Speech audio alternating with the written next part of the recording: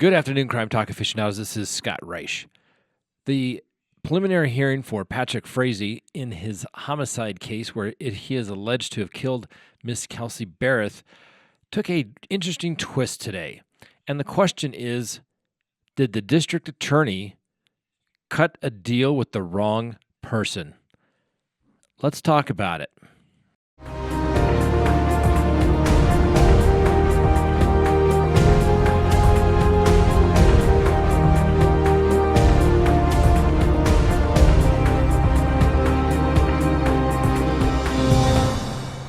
Good day, Crime Talk aficionados. This is Scott Reisch, and the preliminary hearing in the Patrick Frazee homicide case was held today here in Colorado.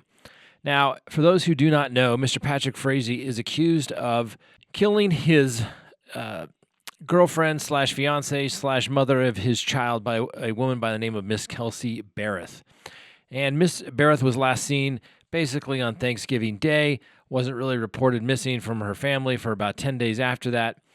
And ultimately, Mr.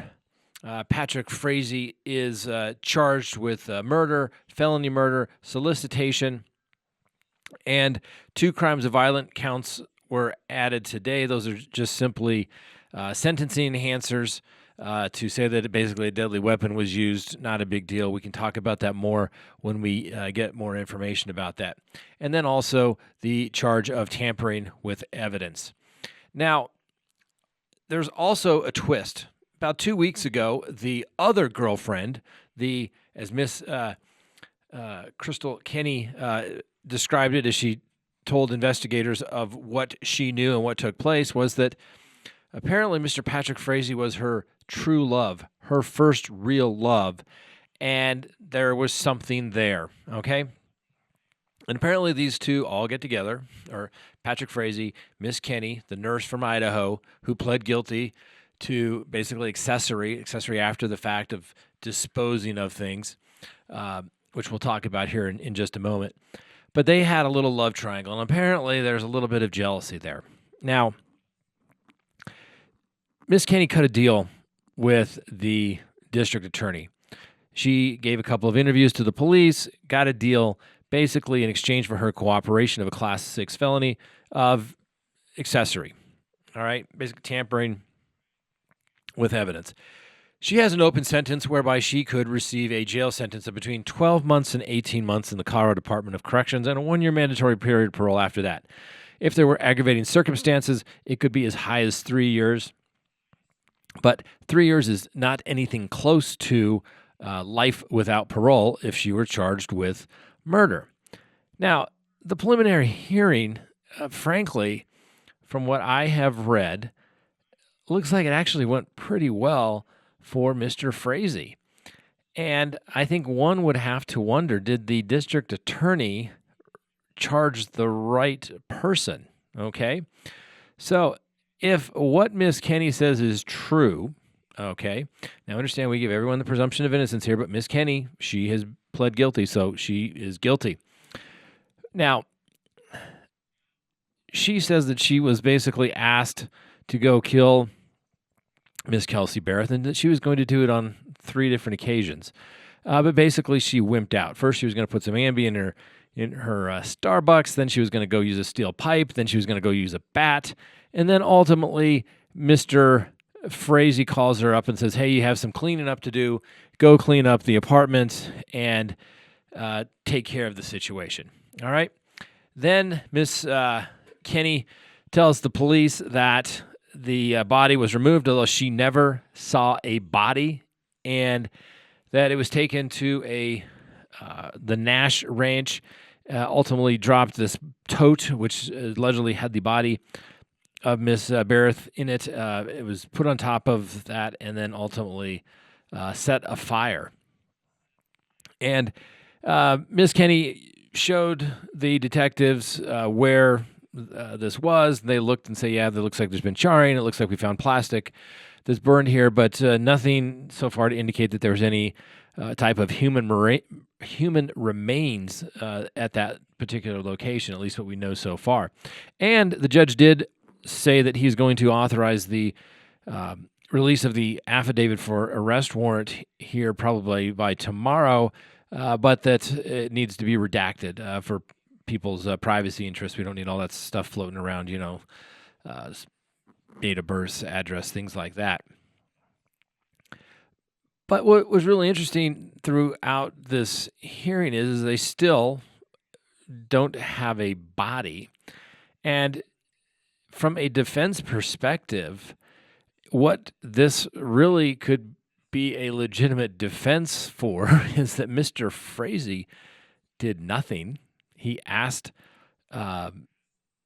Miss Kenney to do nothing, and that she is the jealous girlfriend and wanted to get rid of the other girlfriend, and that she took care of it. And why?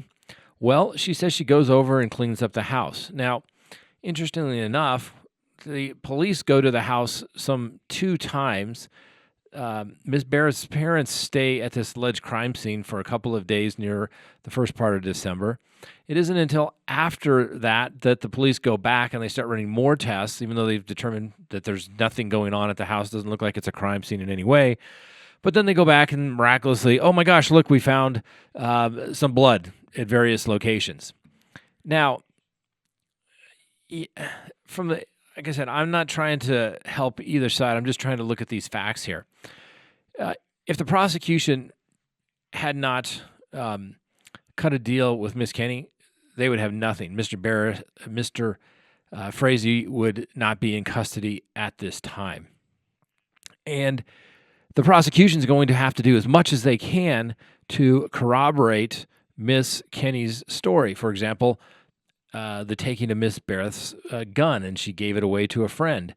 And various things that she did. The cleaning of the apartment, the detail. Clearly, she was there. Okay, and now the question is the defense going to say, Miss Kenney, you did this. You cut the deal. The reason you know all these details, the reason you know where the blood splatter might be over the fireplace is because you were the one that was there. You were the one that hit Miss Berreth in the back of the head with a baseball bat. You were the one that cleaned up the apartment. Some of the stuff makes sense and some of it doesn't. Yes, Miss Kenney says she was there, but she also says that she didn't clean up as thoroughly as she could because she wanted Mr. Frazee to get caught. Now, if he gets caught, she gets caught. And she obviously talked to the police early in this investigation. She lawyered up. And I told you when she pled guilty, I was aware of her attorney. She has a very good attorney, and her attorney got her one hell of a deal because she, in my opinion, is either the principal, the person who committed the crime. She's either an accessory based upon, a co-conspirator for murder, based upon what she's saying she did. She went 3 times to basically kill somebody, but chickened out. How is that not a conspiracy if you believe it? Now they say, well, it's just solicitation. They cut a deal. The DA cut a deal, and they cut a deal possibly with the wrong person. Now, Mr. Frazee's attorneys could simply go into court, point the finger at Miss Kenney, say, hey, we did nothing, but at the end, we did some silly things. We were the ones that were guilty of accessory after the fact, and we'll take our Class 6 felony right now. And the district attorney is the one that let the bad person get away with it. Now, motive never has to be proved, but it helps explain why people do what they do. You've got a woman who says she's in love with Mr. Frazee. She knows that the situation between, this woman she's going to be around for, at least 18 years till the child graduates from high school, goes to college, then wedding and events and grandchildren. She's going to be around forever. And if you don't want that person around, why get rid of her? If she wasn't willing to do it, why did she travel to Colorado on multiple occasions to meet with Mr. Frazee? And then, according to her, just go clean up? Are you kidding me? Makes no sense. Makes no sense at all. So, This case, I had a feeling. I had a feeling that it was going to be good. I had a feeling that it was going to get interesting, and I think it's only going to get better here in the next couple of days. And what did I also tell you? They got no body. This is going to come down to cell phones, cell phone data, towers, records, things of that nature. Sure enough, cell phones. It's going to come down to that as well. It doesn't appear as though there's a lot of text messages, although there's some, but it doesn't appear as though that was done. So there's nothing really to corroborate these stories back and forth from what we can tell thus far, unless there's some sort of corroborating information on these burner phones that were apparently used between these parties. That's going to be it. And so the district attorney is going to do the best they can to try and corroborate everything that Miss Kenney says. Otherwise, she looks like she did it herself, and there is an instruction. It's not given very often in Colorado. It's called the accomplice instruction. It basically says that if there's uncorroborated testimony of a co-conspirator, basically you can't trust this person. You got to take it, well, you can, but you have to take what they say with a grain of salt. Be skeptical of it. And I would be doing everything I could as a defense attorney to try and get that instruction. I would be going after Ms. Kenney. She is the key to this case. She says that Mr. Frazee made statements to her about killing, but from what we can tell, nothing's in writing. It's just her word. And what's the easiest way to get somebody in trouble? You tell them exactly what happened, and you just switch the name of the person that was there. It's going to be interesting, ladies and gentlemen.